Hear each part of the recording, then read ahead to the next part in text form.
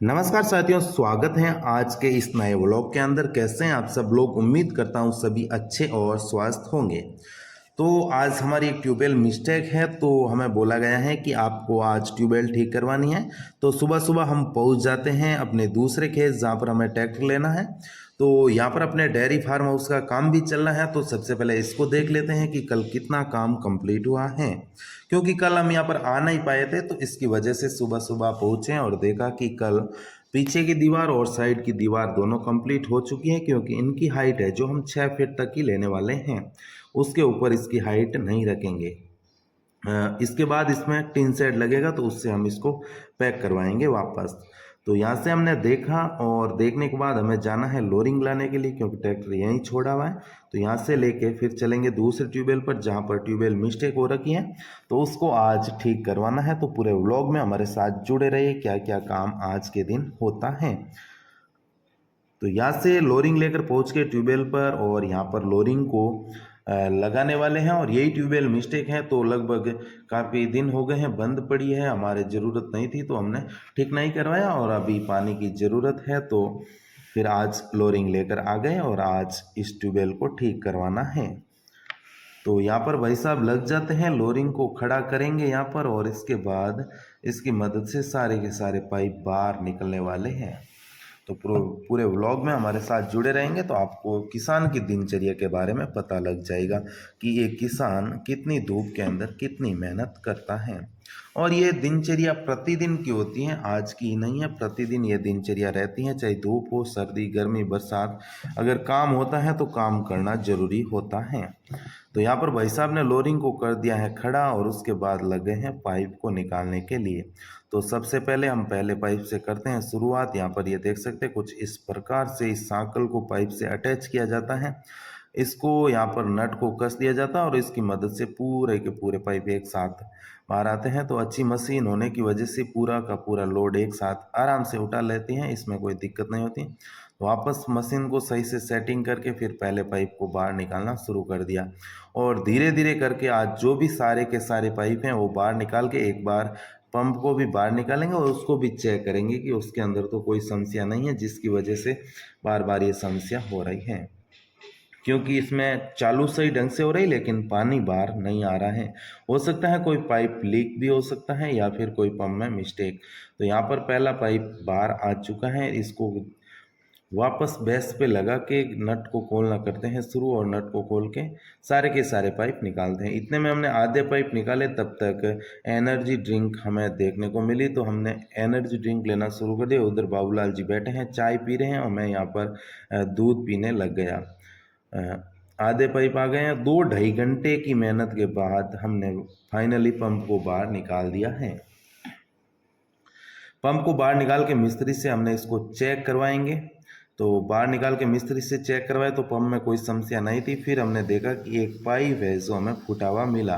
तो बेल्डिंग वाले भाई साहब मगराज को हम गए और लेकर आ गए अपनी ट्यूबवेल पर। इन्होंने पाइप को अच्छे से किया साफ। यहाँ पर पाइप लीक है, तो यहाँ पर अच्छे से साफ करके फिर इसको बेल्डिंग कर देंगे तो पाइप लीकेज नहीं होगा। तो यहाँ पर मगराज जी लगे हुए हैं सही ढंग से इस पाइप को बेल्ड करने में। तो ये देख सकते हैं यहाँ पर बेल्डिंग हो रहा है, चश्मा वश्मा लगा के जोरदार बैठे हैं। तो अच्छे से इस पाइप को बेल्ड करेंगे ताकि वापस कोई समस्या ना हो, यानी पानी का लीकेज नहीं हो। तो यहाँ पर पाइप को किया जा रहा है बेल्ड। तो कुछ समय बाद इसको बेल्ड करके फाइनली वापस लोअर करना हमें जो शुरू करेंगे। तो यहाँ पर इन्होंने बेल्ट कर दिया है, और फिर मोटर को वापस पानी से भरना है, क्योंकि ये खाली हो गई थी, इसको साइड में रखा था तो पानी लीक हो जाता है। वापस भरना ज़रूरी होता है, क्योंकि खाली मोटर हम लोड नहीं कर सकते। तो वापस इसके अंदर पानी को क्या फिल, और फिर लग जाते हैं वापस जाली कसने में, ताकि कोई कचरा वगैरह हो तो मोटर के अंदर ना फंसे, ताकि पानी हमें बराबर देने को मिले। तो यहाँ पर इस जाली को अच्छे से हम करते हैं टाइट। यहाँ पर स्क्रू लगे हैं, तो स्क्रू को भाई साहब लगे कसने के लिए। इस स्क्रू को टाइट करके फिर मोटर को लोअर करना शुरू हम करते हैं, और धीरे धीरे करके सारे पाइप हम 2-3 घंटों के अंदर लोअर कर देंगे पूरे के पूरे। तो यहाँ पर मोटर को कर दिया है स्टार्ट लोअर करना। कैसा लगा कमेंट जरूर करना। यहाँ पर पारस भाई साहब को लगा दिया है नट साफ करने के लिए ताकि कसने में आसानी हो, क्योंकि 2-2.5 घंटे हो गए पड़े हैं तो नट गर्मी के अंदर सूख जाते हैं पानी की वजह से, तो फिर टाइट हो जाते हैं। तो इसको अच्छे से पानी से किया जा रहा है साफ। और फाइनली 2-2.5 घंटे की कोशिश के बाद हमने कर दिए सारे के सारे पाइप वापस ट्यूबवेल के अंदर लोअर। तो यहाँ पर इस लास्ट पाइप को हम अच्छे से यहाँ पर लेवल पर टिका देंगे और फिर इसके ऊपर टी लगा के ट्यूबवेल को करेंगे चालू। तो यहाँ पर फाइनली इस पाइप को एक लेवल के अंदर सही जगह रख दिया है और उसके बाद लोरिंग को कर रहे हैं डाउन। तो 2-3 मिनट लगेंगे, लोरिंग को डाउन कर देंगे, उसके बाद लोरिंग को कर देंगे यहाँ से रवाना और अपन करेंगे अपनी ट्यूबवेल को चालू, क्योंकि सुबह 8 बजे से लगे हुए हैं और दोपहर के 3 बज चुके हैं। हमने पहले पूरी निकाली, फिर वापस बेल्डिंग वगैरह करवाया, वापस लोअर करी। यहाँ पर 3-3:30 का समय हो चुका था हमें और सुबह 8 बजे शुरू हुए थे, तब जाके ये हमारा काम कंप्लीट हुआ है। अभी फाइनली ट्यूबवेल चालू करेंगे तो पता चल जाएगा कि पानी कैसा आ रहा है, क्योंकि पहले और अब में काफ़ी अंतर है। पहले तो बिल्कुल नहीं आ रहा था, कभी कभार आधा आ रहा था, वो समस्या हो रही थी। तो यहाँ पर इस मशीन को जैक से डाउन करके ट्रैक्टर से करेंगे अटैच और उसके बाद मशीन को साइड में करके यहाँ पर टी कसेंगे और उसके बाद ट्यूबवेल को करने वाले हैं चालू। तो आप देखिए, यहाँ पर देख सकते हैं मशीन को वापस ट्रैक्टर से इसकी सापट को निकाल दिया और हुक से करके अटैच मशीन को यहाँ से कर दिया है रवाना। और भाई साहब बैठे हैं, वेट कर रहे हैं। तो यहाँ पर ये टी लेकर आ गए, यहाँ पर इसको कसते हैं और आपस में कर रहे हैं परिचर्चा और उसके साथ आनंद के साथ धीरे धीरे इस पाइप को प्यास से टाइट कर देंगे नट को, ताकि यहाँ पर भी पानी का लीकेज नहीं रहे, क्योंकि थोड़ा भी अगर लूज रह जाता है तो पानी का यहाँ पर लीकेज रह जाता है। तो ये देख सकते हैं जोर लगा लगा के पाइप नट को कर रहे हैं टाइट।